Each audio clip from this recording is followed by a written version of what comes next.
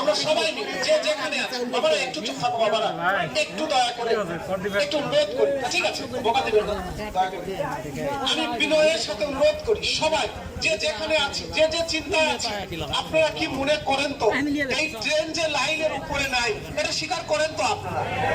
আমাদের অর্থনীতি ভালো চলছে না, আমাদের শিক্ষানীতি ভালো চলছে না, আমাদের স্বাস্থ্য নীতি ভালো চলছে না, আপনারা তো স্বীকার করেন এটা?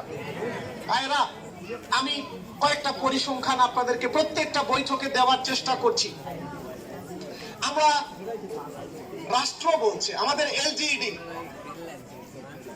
সরকারের অধিদপ্তর বলছে বাংলাদেশের মাত্র 56% রাস্তা পাকা হয়েছে। গুগলে সার্চ দিবেন আপনারা, আপনারা যারা চ্যাট জিপিটি ব্যবহার করেন, অনলাইনে একটু পড়াশোনা করতে পারেন, তারা একটু সার্চ দিয়ে দেখবেন যে how many road have been paved. আপনি চেক দেন, সার্চ দেন, আপনি পাবেন মাত্র 56% রাস্তা পাকা হয়েছে। তার মানে কি? একটা দেশের বয়স 54 বছর, মাত্র 56% রাস্তা পাকা হয়েছে।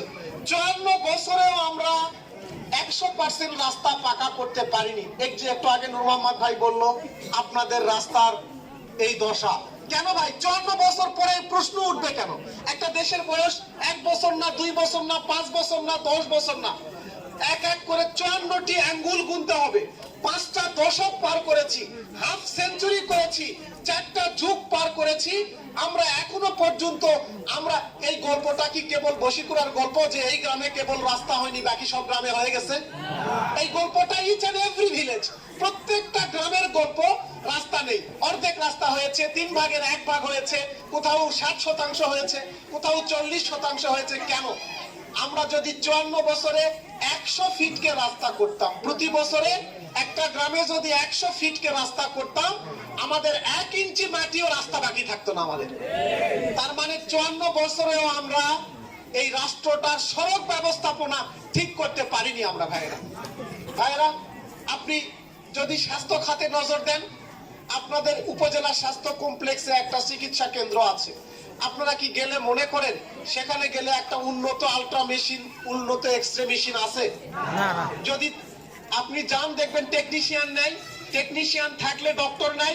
আপনি যদি এই মুহূর্তে, এখন তো রাত অনেক বেশি হয়নি, মাত্র মাগরিবার এশার মাঝখানে, এশার আজান হবে এখন, আমরা যদি এখন উপজেলা স্বাস্থ্য কমপ্লেক্সে যাই, কোনো কি বিশেষজ্ঞ ডাক্তার পাবো আমরা? আপনি যদি প্রাইভেট ক্লিনিকে যান তাহলে সেবা পাবেন। প্রাইভেট ক্লিনিকে যদি যান আপনি কেবল ডক্টর দেখাতে 600 টাকা লাগবে মিনিমাম। আচ্ছা, যদি মিনিমাম সিবিসি আরবিএস দেয়, এই 2-3টা